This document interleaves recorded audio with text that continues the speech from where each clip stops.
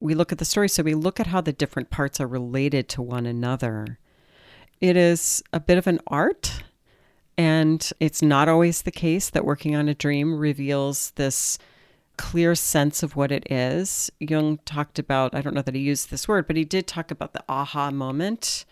So if you're working on a dream with your analyst or maybe with someone else or even just on your own, and you come to this understanding of like, oh, that's what it's about. You can sort of feel it in your body like a click. So it's a slow process. It's a kind of recursive process where you look at the images from many different ways. You may amplify the images with material from myths or fairy tales. That can sometimes open something right up, and you can really understand something at a deeper level, and then you know that this is a dream that's informed by the collective unconscious. Welcome to Therapist Uncensored. Building on decades of professional experience, this podcast tackles neurobiology, modern attachment, and more in an honest way that's helpful in healing humans. Your session begins now with Dr. Ann Kelly and Sue Marriott.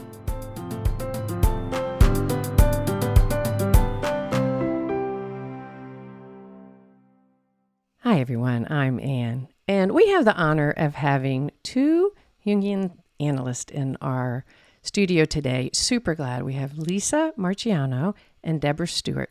And together with a friend of theirs, Joseph Lee, they produce a podcast called This Jungian Life. And I've asked them on the show today because Sue and I want to do a series. I don't know if we're going to do a series, but we're going to do a few episodes on dreams. And no one I could think of better to get on our show and talk about dreams than a Jungian analyst. So I'm very happy. Thank you two for coming to the show. And for those of you, our audience out there that might not even know what it means to be a Jungian analyst, maybe y'all could start there. Tell us a little bit about your training that is unique.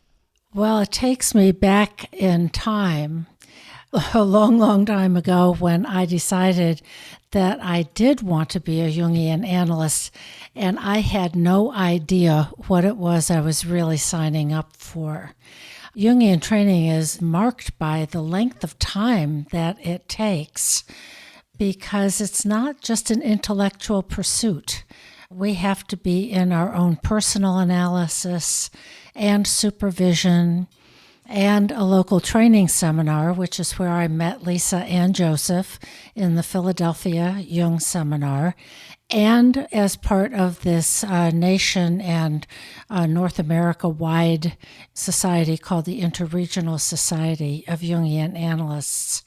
So in a way, it's just dedicating your life, a lot of it, to a process that is personal as well as intellectual. And I often say I wouldn't have missed it for the world, and I wouldn't do it again for the world either, because we work so much and learn so much and experience so much of the unconscious. Oh, wow. So, Lisa, you add to what I've said. Well, Jung was a colleague of Freud's. Jung was born in 1875, so he was quite a bit younger than Freud, and they had this kind of legendary friendship, and Freud kind of anointed Jung as the crown prince who was going to take over the field of psychoanalysis after Freud passed on. But then Jung had some ideas of his own. So like Freud, he believed in the unconscious and that it was incredibly powerful in terms of shaping our motivations in ways that we're not always conscious of. But he saw the unconscious really differently from Freud. So Freud felt like the unconscious was the repository for things that had never really made it to consciousness or perhaps had been forgotten or repressed. And Jung said, yes, it's all of that. And it can also be the birthplace of startling new ideas.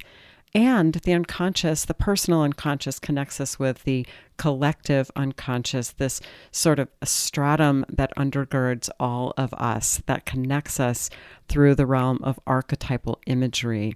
So Jung is famous for giving us words like introversion and archetype, concepts like shadow, collective unconscious, synchronicity. These might be terms that you've heard. He kind of created his own way of understanding the psyche, and dreams were an incredibly important part of it. So dreams, Jung felt, were symbolic, and they show us what the unconscious thinks of how we're doing in the world. So in Jungian training, there is, like Deb said, a lot of personal work. There's a lot of time spent reading myths and fairy tales because these are eternal images that show us universal patterns. And there's a lot of time studying dreams. It reminds me of just being completely taken with Joseph Campbell's work in The Power of Myth and really, really learning about the perspective of the collective unconscious, the power of the story that is there for all of us. I have heard one of you say, I'm not quite sure, it's that dreams can vividly help us remember and unpack that we are struggling with, that also can lead us in a path. And that's what I loved about what you just said, Lisa, about the distinction between Freud and Jung and looking forward. It's such a positive direction. It's our potential. It's not just our pathology. And dreams are a big window to that. How do you guys use dreams in your work with clients?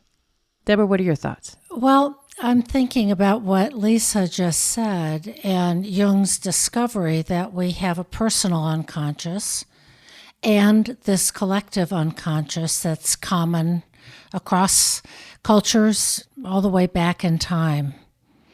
So we need to work with that, and our best and most ready access is through dreams because everybody dreams.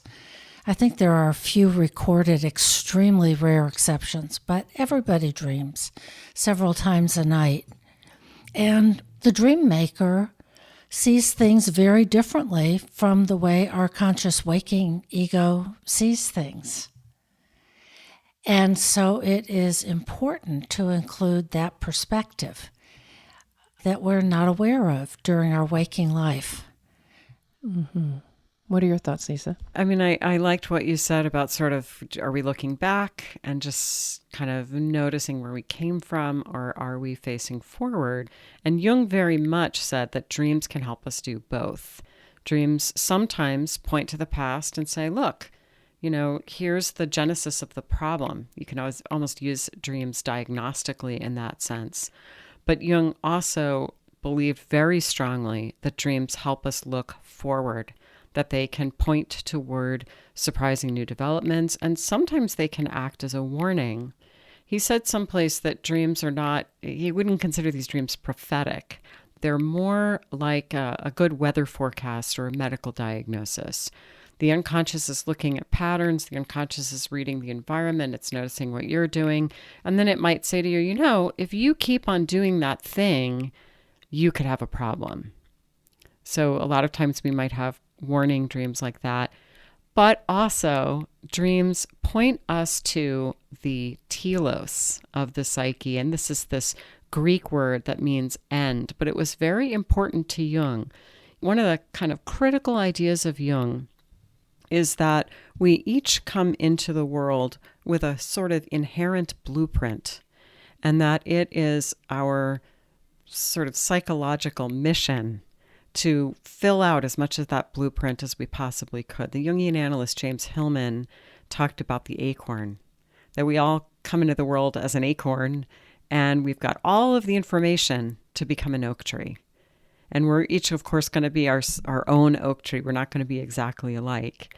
So there's a sense that the guiding center of the personality that Jung called the self has this idea about where we're going. And we are often not conscious of that. We may even think the conscious personality may think, I'm going somewhere else. But the guiding center of the personality may have other ideas. And a lot of times that sense of telos shows up in a dream, and it can kind of point the way forward.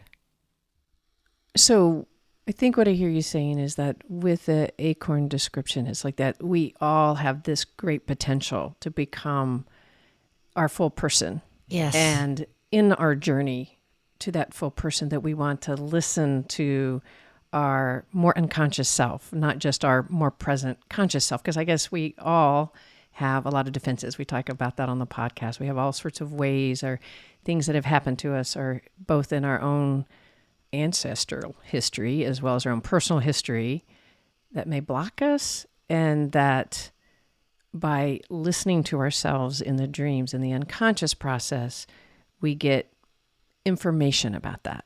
Am I hearing you accurately? We get information that we need to know. And sometimes it comes up in really sort of paradoxical ways because the unconscious speaks in what Jung called a really archaic language of image and symbol and pictures and especially feeling. So we often bring our conscious perspective to a dream, such as somebody pursuing.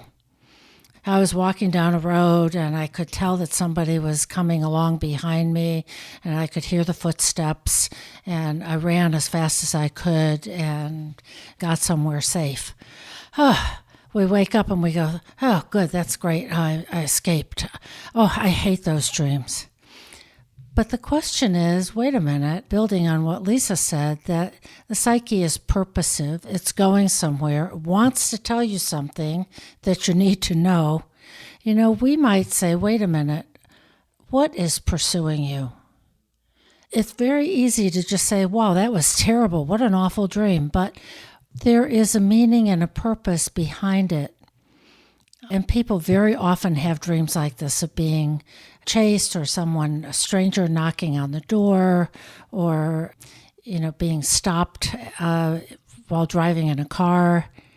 And so where is the meaning in that? What else do you need to know to be able to incorporate that into consciousness that the ego is defended against and images as a pursuer, in order to fulfill a little bit more, step by step, that innate plan for, growing another branch on your metaphorical oak tree. How hard is that in session for people to be able to be open to that? If it's something that they've like, I'm so glad to get away from it, and you're saying, whoa, slow down. What's chasing you? It's a relief. Is it? Sure. Yeah. Oh, so that's what it is. Okay. So, sometimes even if it's sad or difficult feeling, it's a relief to have it known because it was there anyway. It's not as if it's just not there, and if you avoid it, you can live happily ever after. These things that are in our unconscious and are often our shadows, those things we don't want to know and we don't want to feel, they take energy. So it's just a question of, do you want to keep it suppressed in the unconscious, or would you like to kind of know it and let it have a seat at the table? I really appreciate that both of you mentioned defenses because, that's something that Jung didn't really talk about. That was very much Freud's concept. But I think that is such an important way to think about the psyche. The longer I do this work, the more I find myself thinking in terms of what are we all defending against? And most of the time, most of us spend a lot of time defending against unpleasant feelings, unpleasant emotions. And I think I'm going to use a dream example, Anne, that will lift up what you were just speaking with Deb about. And it's actually Joseph's dream, and I don't think he'll mind me sharing it because he just told me the story again, so it's very fresh in my mind, and he's spoken about it a couple of times on the podcast. So he was a young man, and he had a business as an Alexander Technique teacher. And his psyche at that time, he had his defenses, as do we all. And part of his defensive structure was that he was a very spiritual person.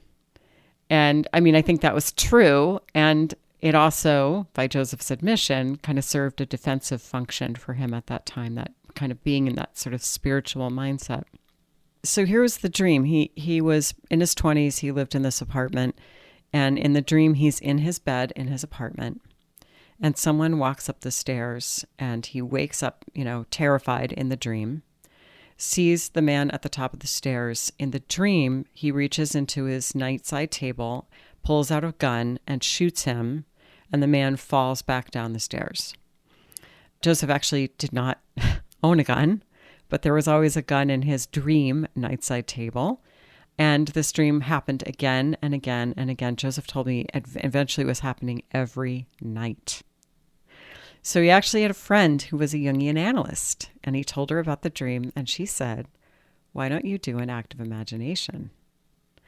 So he kind of intuitively dropped back into the dream in his imagination. And this time, when the man came up the stairs, instead of shooting him, Joseph said, "What are you here to teach me?" And the man said, "I'm so glad you asked me that. Let's go for a walk." So in his imagination, Joseph went for a walk with this man who had been coming up the stairs every night in his dream. And the man talked to him for a long time. And he said, in essence, it was very moving to hear Joseph say this even just a few weeks ago. And it's many, many decades since he had the dream. He said, "You have to take from life what you need."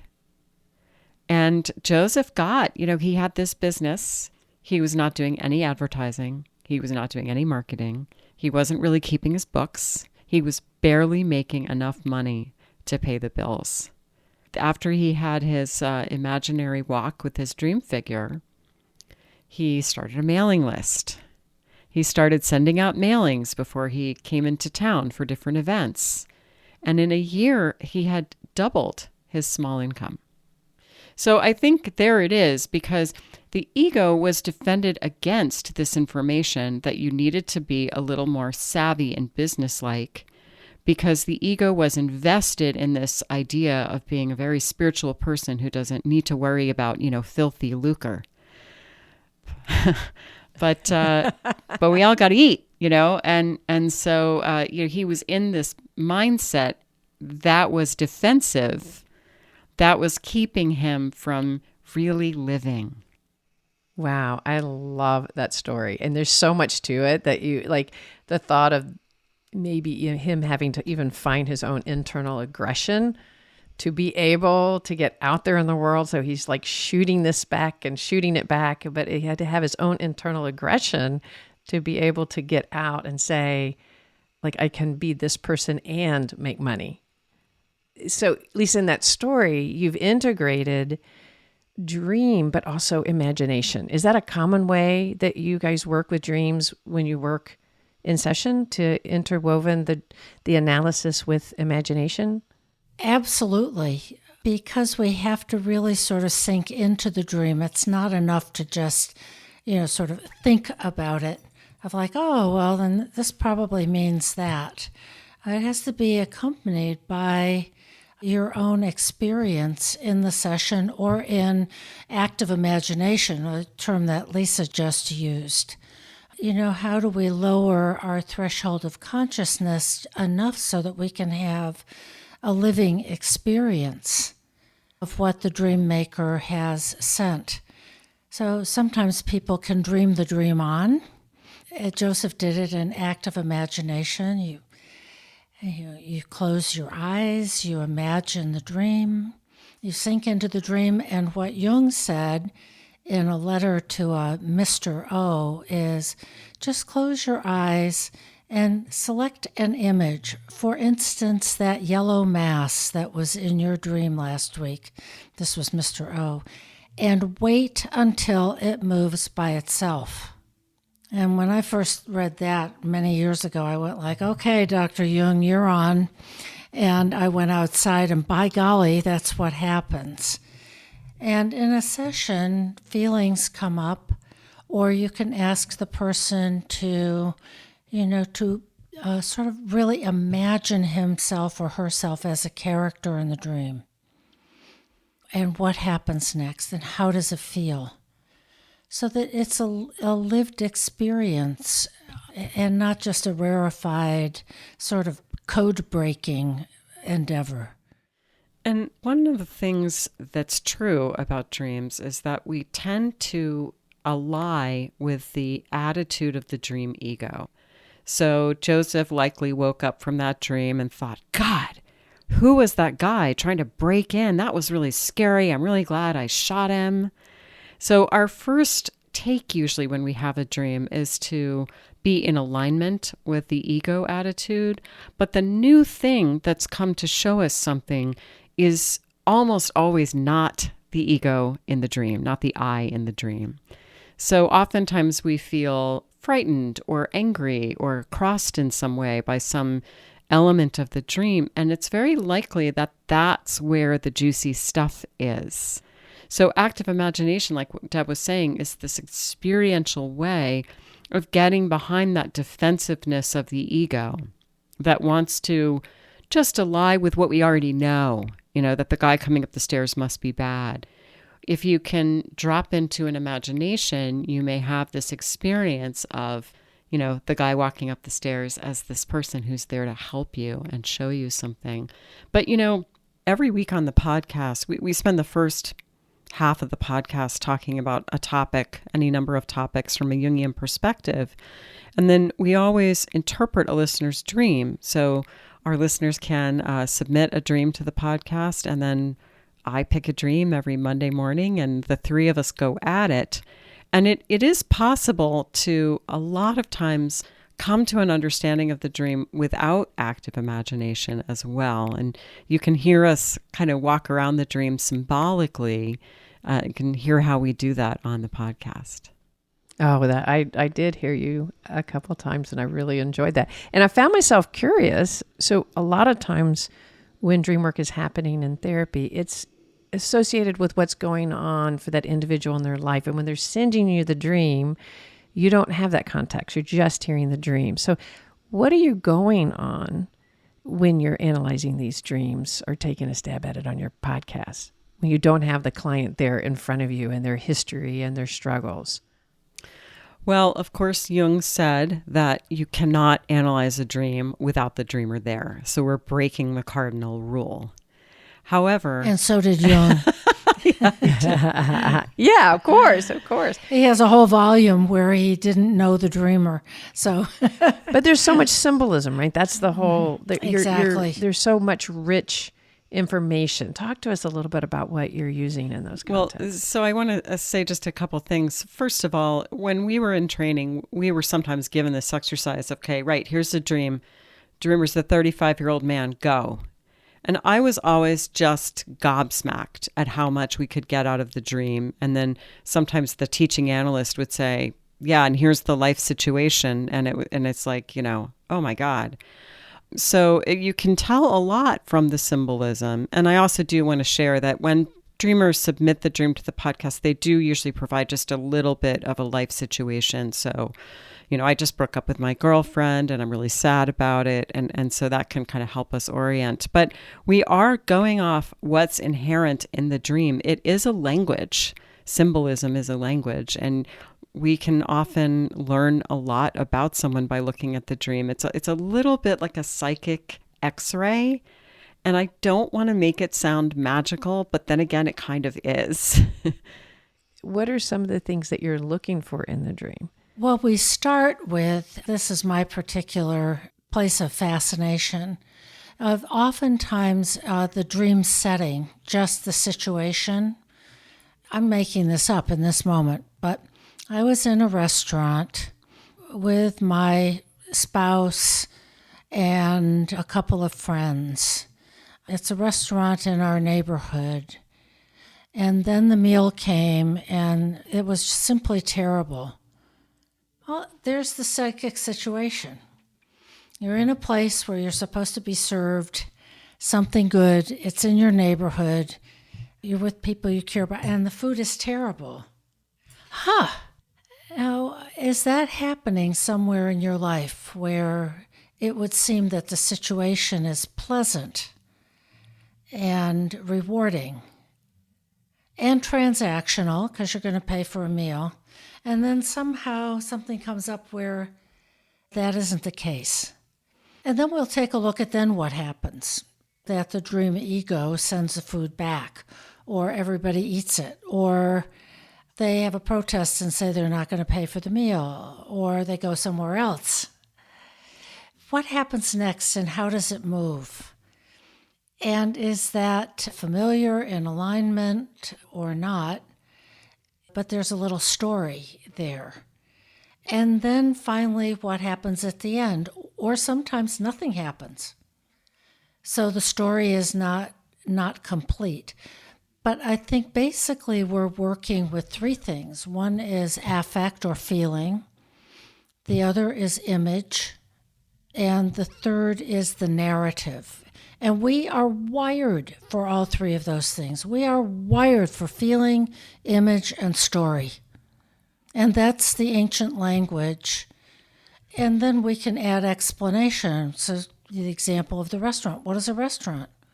Well, it's a place where you get served food that you've ordered and it's supposed to be good. Mm-hmm. Jung said, and I wholeheartedly agree, that, that most of the time when he hears a dream, the first thing he thinks is, I have no idea what this dream means. And it happens so often, even after all of these years of working with dreams, that a client brings in a dream and tells me the dream, and I think, I have no idea what this dream means. And so we do just kind of walk through it. Like Deb said, we start with the setting. The setting often shows you the psychological situation, and it may kind of show you what the dream is about as well. So if the setting takes place in your office, not that most of us go to an office anymore, but once upon a time, we used to go to offices, and then it might be about work. If it takes place in the bedroom, it might be about your marriage. That's a little cookie cutter, but it can give you a hint, depending on where you are. That's one thing. And then you work through the major images in the dream. And in a Jungian understanding of the dream, the most common way we understand the dream is that it is commenting on the inner world. So that if your third grade teacher is in your dream, it is not a dream about your third grade teacher. It is a dream where your dream maker picked your third grade teacher to personify an aspect of your personality.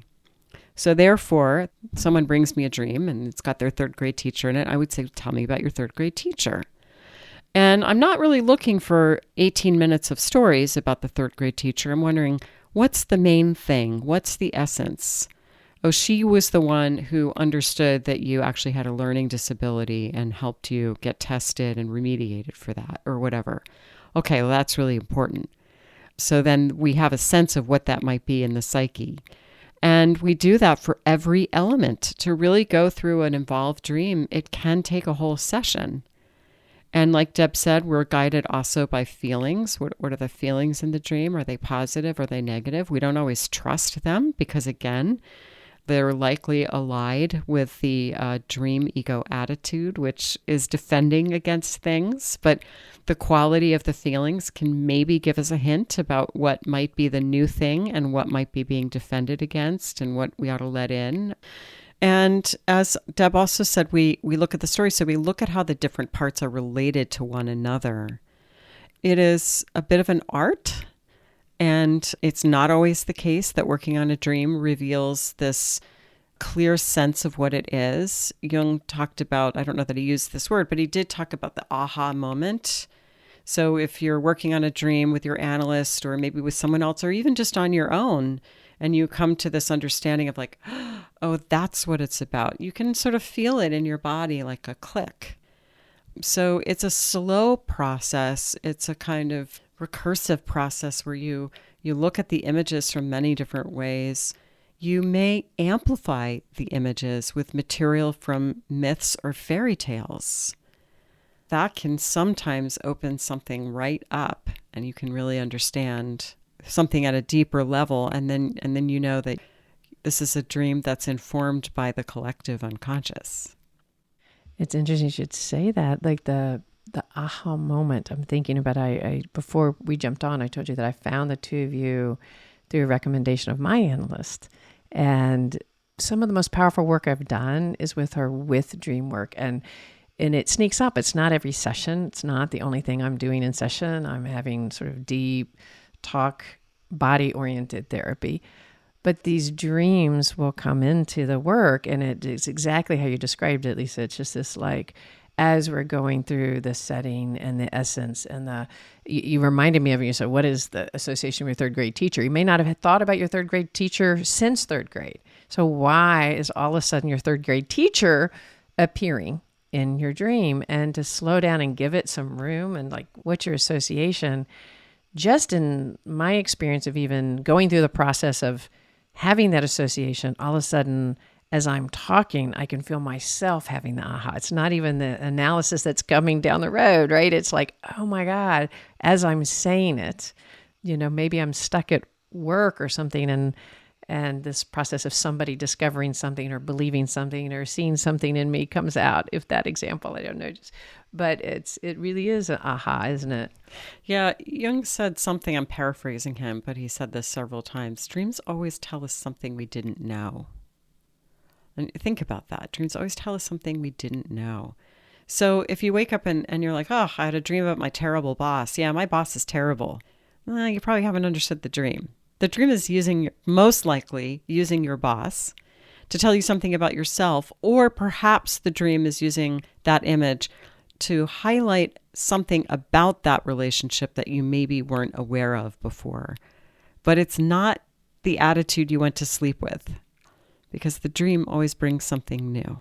Wow, that's really a powerful way to express that it's because it's holding us in suspension that we're just always, I think there's some belief that you're just always working through something in your dream as if it's a conflict that needs to be worked out. But the way that y'all are describing it is I can really get a deeper feeling that this is a path, like to open up to the path, not make the assumption about what the conflict is, that there's a bigger path that's being talked about. Yes, I think that's true. That we may not know what the conflict is. We may not know what the problem is.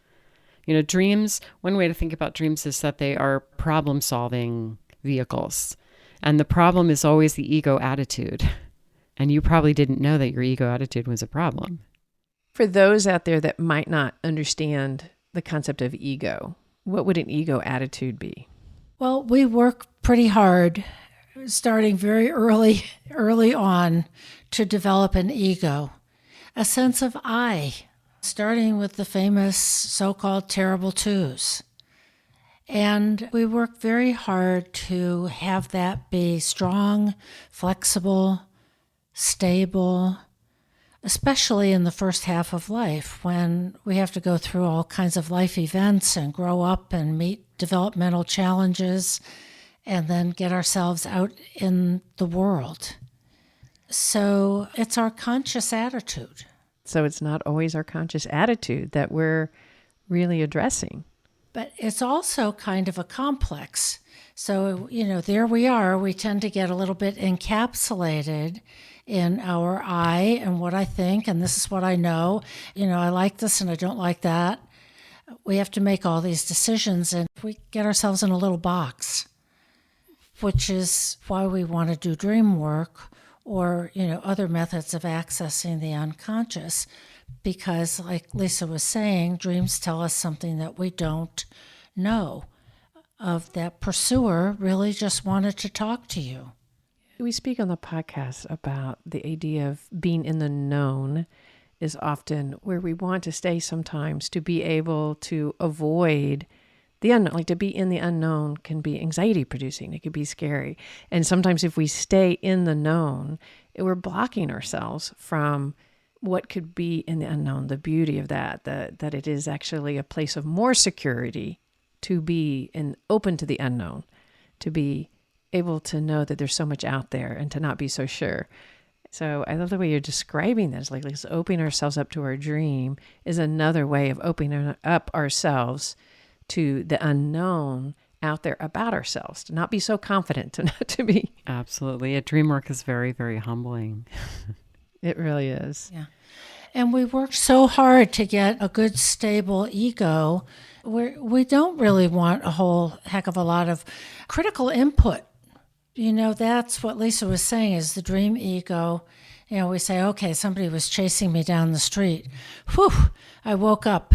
Thank God that's over. We don't want that to be punctured, threatened, contradicted. We've worked hard to get to this place of knowing. So there's kind of almost this resistance to why would I go there? It's over. And you're inviting people in this process to say there's so much rich there, and that to really grow into the full tree, to go back to the metaphor that we used at the beginning, like opening up to this part of this process, to this path is just there, and it's for our ability to go in. And I noticed that, I know sometimes, at least for me personally, I go through periods of time where I don't remember my dreams at all, right? And I know I've met people who said, no, I don't dream. Like, I don't have any dreams. And I've gone through periods where I can't remember my dreams. And then I go through a period where I'm thinking about them, and I start to decide I really want to open up to that part of myself. And it's miraculous how all of a sudden I start remembering my dreams. Is that common? Well, there's a sort of a famous saying about turning a friendly face to the unconscious. So when we're open to it, the dream maker tends to rise up. The dream maker wants to be listened to and wants to be paid attention to. But we defend against dreams. The other way that people defend against a dream all the time is, I had a dream. I just got up and I thought I'd make coffee, and then I'd sit down, it was gone. Or we wake up with a dream and we say, well, I'll remember it, but I'll get to it a little later, and it's gone. That happens so easily. We want to be in touch with our dreams, and we don't want to be in touch with our dreams. It's kind of like going into analysis. I really want to learn more about myself, sort of. But only the good stuff. Yeah, just skip the shadow stuff. Just give me the good stuff. Yes. Yeah, but I do think that, you buy a dream journal, you put it on your bedside table, and lo and behold, you're more likely to remember your dreams. Another thing that we offer in addition to the podcast is we have an online course where we help you learn to work with your dreams. It's called Dream School. And that is job one, is helping people remember their dreams. And then we kind of walk you through, now that you remember them, what are you going to do with them? Recalling dreams, that's something we get a lot of questions about. So we will, for listeners out there, we will put their website in the show notes. So if you're interested in the Dream School and listening to the podcast, you'll be able to track it there. And I'd like to spend a little time for those. There's a lot of people are not going to be able to have somebody to sit with in an office that's going to unfold these dreams for them. And so I really appreciate you having access. This is what I love about podcasting, because we get beyond the therapeutic moment. I know we've been talking a lot about how to do this in session, but knowing that there's lots of resources out there for you to learn, to start opening up, if you maybe already doing it and you want to deepen it, or maybe dream work is something you've been curious about, and that there is a lot you can do to unfold it for yourself, and yes, that you there can is. Open up to be curious. And I love that y'all have this resource out there that somebody, in any part of the country can hopefully access or tune into on some level. Absolutely. Anybody can develop a relationship with dreams. Sometimes people do a lot of journaling. They write the dream down, and then they may journal about the dream of the tree that was in the dream, or the dream setting, or some of the characters in the dream. That can fill pages as you sort of sink into it a little bit. And there's a sense, I think, often about how dreams are some sort of, arcane, esoteric mystery thing. And yes, there's an art, and yes, there's a lot to learn, and yes, your dreams are there for you. And people form dream groups in Dream School. People form dream groups and share their dreams and find it incredibly helpful. So this is not something where there's some kind of long, secret, dark passageway. They're your dreams, and it's your psyche, and it's not meant to be, opaque. So learning to open up to it is by tracking it, by rating it, by logging, and just learning to open up to it. As y'all mentioned before, the setting, what is the essence, knowing individual people that come up in your dreams, kind of exploring what does that person mean. These are things that we can really kind of practice on our own. Are there any other recommendations that y'all would have for somebody out there going, I really want to make more of my dreams, that you would have for them? Well, I do want to add that Jung said that one of the purposes of analysis was to make the analysand kind of fluent in understanding his or her dreams. So he really thought that that was one of the goals, that we should all be able to know how to work with our dreams. And I also know it is harder to work with my dreams than to work with anyone else's. So working with your own dreams is hard, but it can yield really rich dividends. So we have Dream School. We are actually, the three of us are actually writing a book that will be published by Sounds True in 2024. And I'm super excited about this book. Deb and I were just talking about it earlier today because I think it's really going to break it down and make it very bite-sized, very easy for people to learn how to work with their dreams. That's what we really want to do, because it is a gift to be able to have this relationship with the unconscious.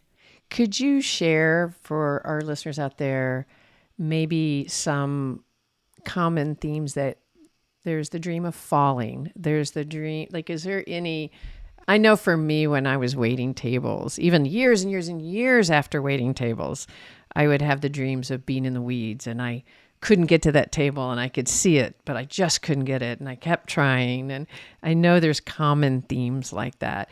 Would y'all speak about a few common themes of maybe being chased, what they mean, flying?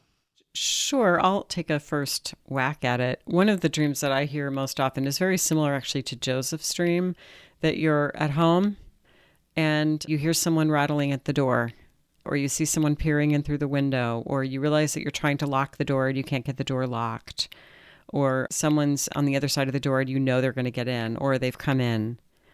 And I think that this dream is often an image of some unconscious content that wants to get your attention, that you are defended against, therefore it is frightening. But as we saw with Joseph's dream, it doesn't necessarily need to be frightening. It's almost always not actually threatening. And so the thing is to get curious about it and say, oh, I wonder what wants to come in. I wonder what it wants to teach me. And I'm partly going back to your question about some resources. And one of the resources that is wonderful and is such a good deal for the price is something called the Book of Symbols. And it's almost 400 pages worth of all the weather, animals, you name it, kinds of symbols that are alive in the collective unconscious. It's published by Taschen, Taschen, and it has the image of a hand on the cover, so you can get it online. And those are themes that run through the course of human history that come up all the time in dreams. And Lisa and I were starting to make a list because we thought for our book that we might have an appendix listing some of the very common dream themes: hair and teeth and cars and houses and animals of all kinds and water. People dream of lakes and beaches and boats, and it's a very, very long list. Wow. Okay, that's a great resource. And then the question is, and then what happens? Was the water dark? Was it, the color of the Caribbean Sea? Was it a wonderful, refreshing experience? Or was it something else that was unwelcome?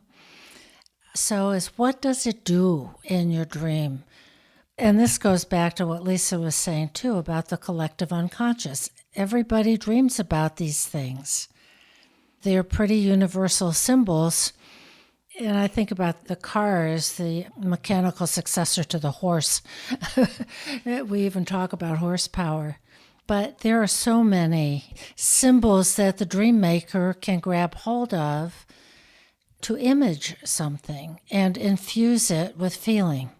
So finding the idea of the image, and there's all these resources out there to be able to make contact with what these have maybe collectively, symbolically represent in our bigger psyche. And then what is the process? How are those symbols being used? What is the action? What's the symbol? What's the meaning in your own personal life with that symbol? One of the surprising ones, and we did a podcast on it, is the alligator or crocodile. Here we are, most of us don't live in any kind of close proximity to these creatures. So people from, Wisconsin and Canada dream about alligators. That's so interesting when they've had no access to it. And yes, they still dream. And no, that's so powerful. Really, really powerful. What does falling represent? I know that obviously it means something different depending on what's going on for that individual. would depend, very much, I think, on what's going on. But it can represent a situation where maybe the ego has become a little too full of itself and it needs to be knocked down a peg. It might be something like that. Or it could be sometimes if you're kind of falling to your death or you're experiencing your death in a dream, that's obviously a very frightening dream, but it can often indicate that some aspect of you needs to die, maybe an attitude, a way of looking at the world, some version of yourself that you've been holding on to. Oh, wow. And this is where amplification can come in handy of what does falling mean archetypally in mythology. Well, Adam and Eve getting booted out of the Garden of Eden is known as the fall. Icarus, who flew too high and fell to his death, that's another example of falling. So we don't have to rely only on personal experience. This goes to some of what we do on the podcast, because falling has a mythological base that's been featured in, many a fairy tale and myth.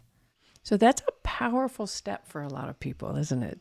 We've spoken quite a bit about the collective unconscious, and that's a powerful step, this idea that we have a larger sense of collectiveness rather than our own personal journey, just our own plight. Well, I think the powerful thing about that is it really very viscerally shows how universal our problems are. And that is tremendously comforting and even healing. So the truth is that when we're human, and it doesn't matter what our skin color is, it doesn't matter what part of the world we live in, it doesn't matter if we're a human living in 2023 or a human living in, 2,000 years ago, the human experience is universal and that we have more in common than there are differences. For me, this issue about the healing nature of recognizing in a very deep way the universality of our experience and our suffering is illustrated by that beautiful Buddhist parable of the mustard seed. So there was a woman whose child died and she was just bereft and she wanted to try to find a way to bring her child back. So she went to the Buddha and she said, please, can you bring my child back to life? And Buddha said, yes, I can. If you bring me some mustard seed from the home of someone who has never known trouble or grief. So she started knocking on every door. And as you can imagine, she couldn't find one house that hadn't been troubled by grief. And she went back to Buddha and said in so many words, I get it. This is just part of the human experience. And so whatever we're going through, to recognize that our pain is, our situation is the same maybe as a fairy tale heroine, a story that's, 3,000 years old in its roots, or to see those themes played out over time and across cultures powerfully connects us with other people and lets us know we're not alone. And just taking a moment for everybody to let that sink in. That was beautifully said. And the idea that we're not alone is probably one of the most important aspects of building a sense of self and community, isn't it? In security in oneself, is to know that our suffering, that we're not alone, and our successes, we're not alone. We're not the greatest. We're not the worst. Like that. Just there's the importance of feeling connected, and that our goal in our dream work that y'all are really pointing out, it's not just for us to have our own period of success. It's for us to really grow in the deepest senses that we can grow.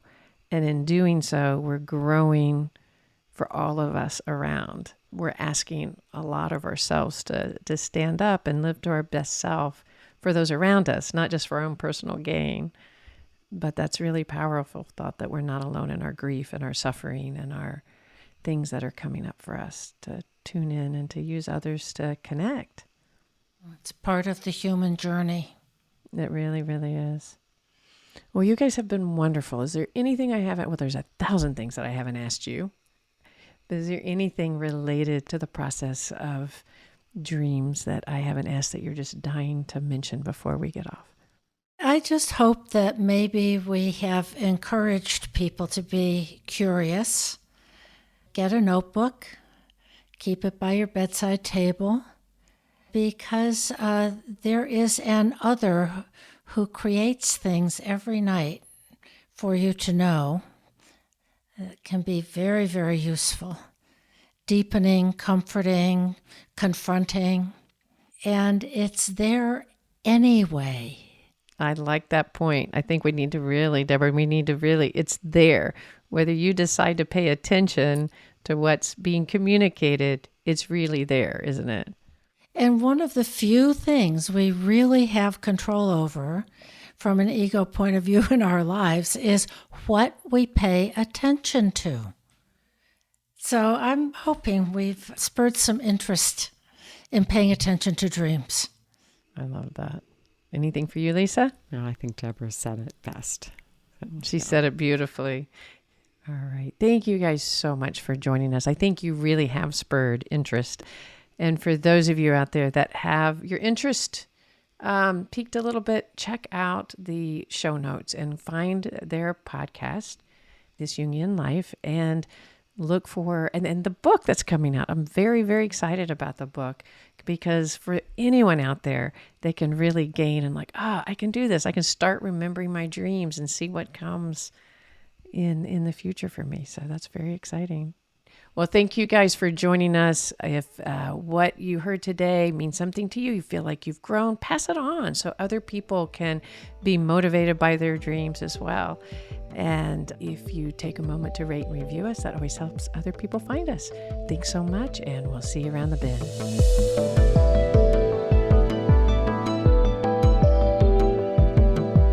Therapist Uncensored is Ann Kelly and Sue Marriott. This podcast is edited by Jack Anderson.